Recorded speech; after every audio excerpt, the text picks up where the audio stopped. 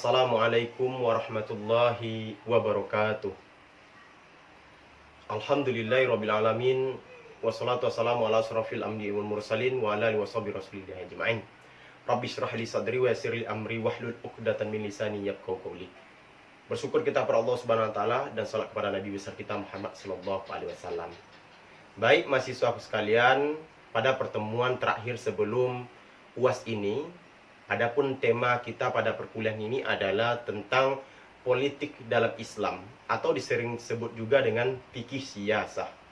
Maka tugas dari mahasiswa kali ini adalah membuat sebuah resume atau kesimpulan dari apa yang akan saya sampaikan pada video kali ini.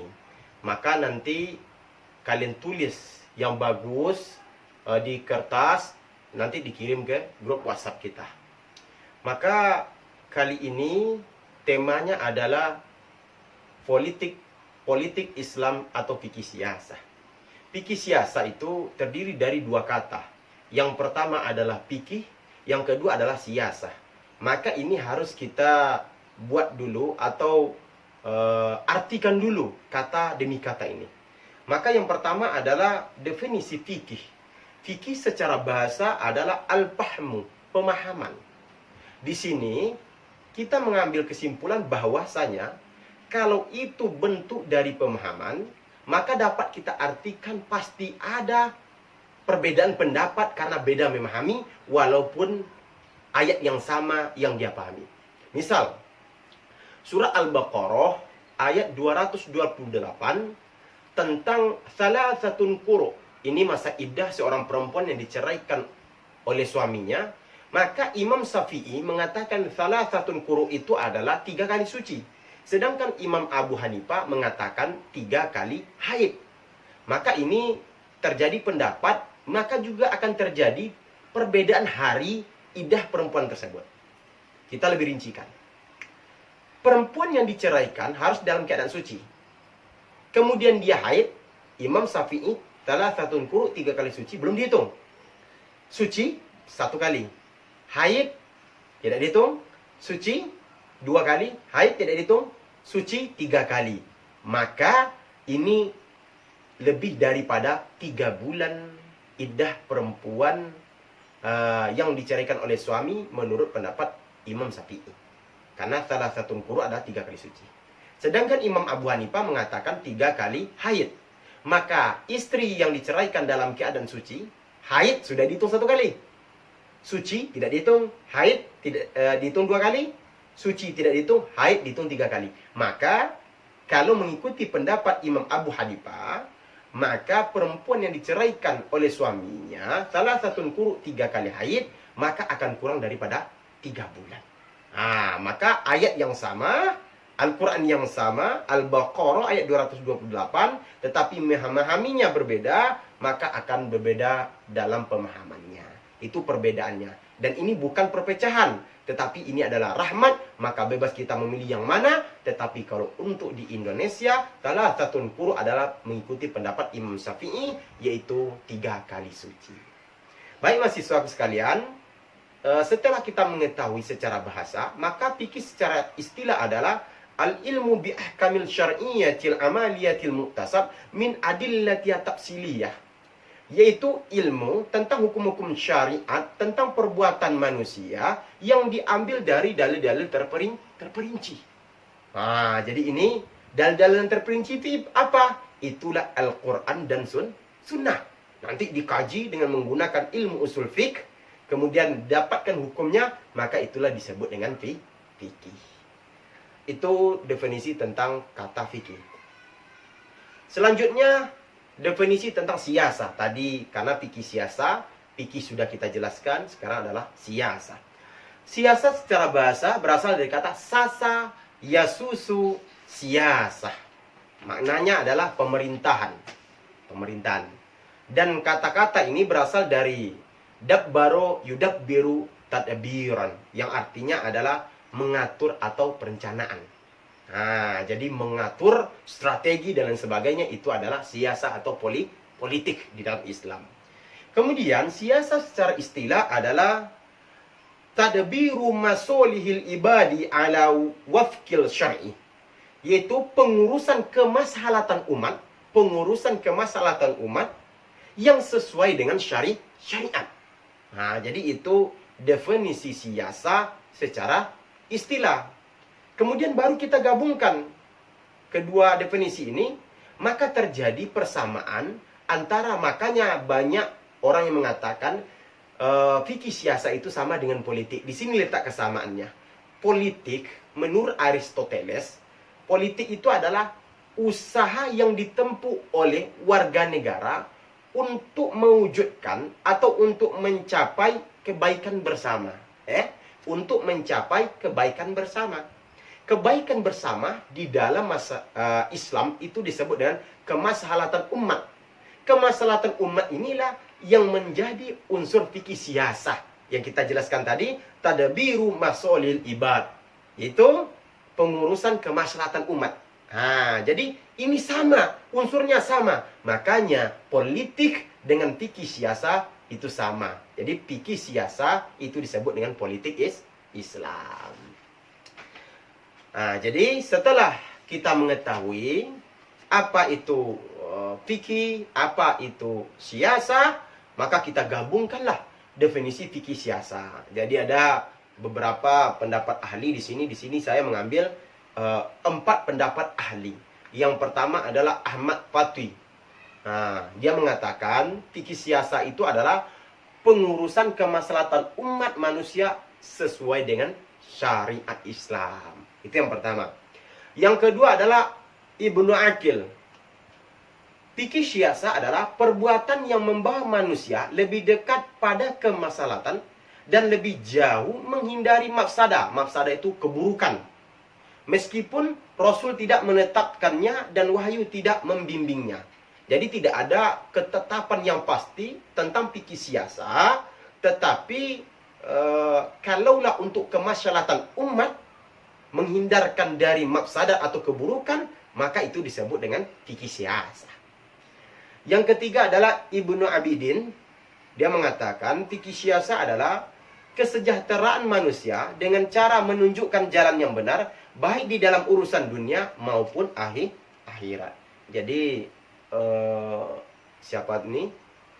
Ibnu Abidin ini lebih menjelaskan fikih siasa itu lebih berbentuk umum, yaitu urusan dunia dan juga akhirat.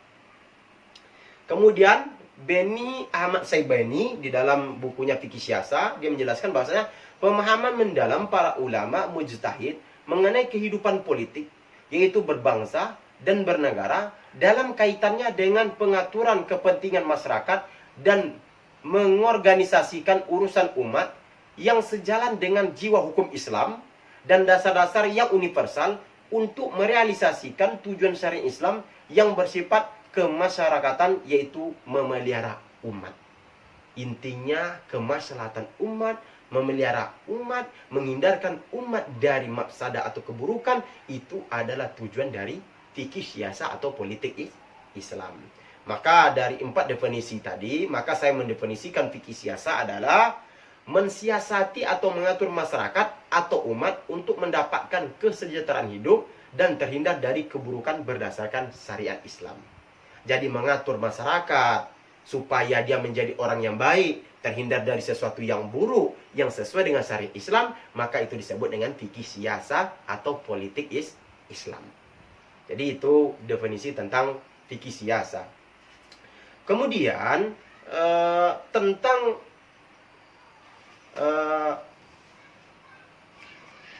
fikih siasa ini terbagi menjadi 3 secara umum.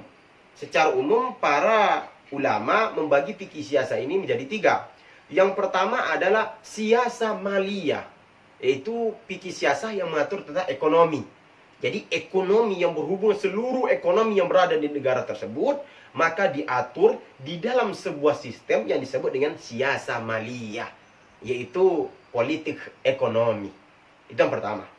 Yang kedua, siasa dusturiyah, yaitu politik pemerintahan. Jadi politik pemerintahan ini yang mengatur hubungan antara pemerintah dengan rakyat, pemerintah dengan organisasi yang ada di dalam negeri tersebut. Jadi itu disebut dengan siasa dusturiyah. Yang ketiga, yang terakhir adalah siasa dauliyah, yaitu politik kenegaraan. Ini cakupannya lebih umum daripada siasa dusturiyah. Karena siasa dauliyah ini adalah hubungan yang mengatur hubungan antara negara yang satu dengan negara lain. Hubungan internasional lah sekarang bahasanya. Jadi itu kalau siasa dauliyah. Baik, kita lanjutkan mahasiswa sekalian tentang nilai-nilai dasar dari fikih siasa ini atau politik Islam ini. Maka dalil yang pertama tentu kita mengambil dari Al-Quran.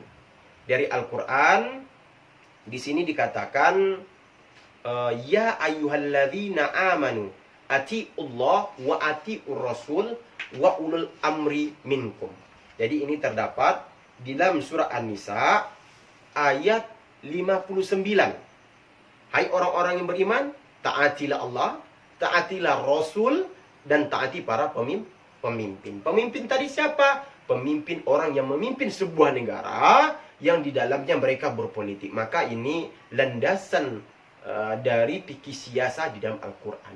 Kemudian di dalam hadis Nabi Muhammad SAW, an Abi Hurairah qala Nabi sallallahu alaihi wasallam idza kharaja thalathatun fis safari falyu'miru ahadahum. Rawahul Ahmad. Dari Abi Hurairah berkata Nabi Muhammad sallallahu alaihi wasallam, apabila keluar tiga orang di antara kalian untuk melakukan perjalanan, maka tunjuk salah satunya untuk menjadi pemimpinnya. Supaya apa? Supaya perjalanan kalian itu menjadi mulus. Misal, 3 orang, tidak ditunjuk pemimpin. Yang satu ingin ke depan, yang satu lagi ke kanan, yang satu lagi ke kiri. Mana yang harus diikuti?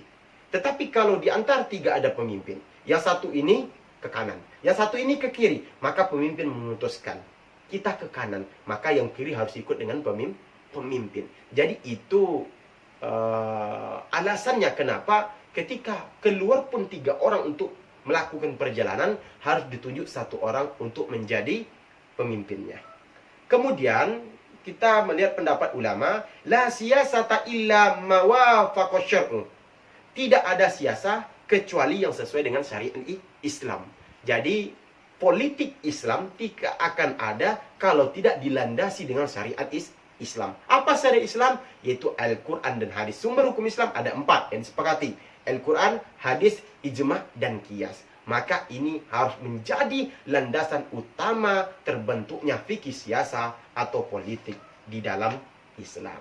Baik mahasiswa sekalian, karena waktu juga yang tidak bisa lama dalam membuat video ini, maka saya cukupkan sampai di sini. Insya Allah nanti selain pengantar ini akan kita sambung di Zoom, tetapi ini pengantar dari politik dalam Islam. Maka silakan mahasiswa sekalian membuat kesimpulan dari apa yang telah saya sampaikan tentang definisi fikih siasa atau politik Islam.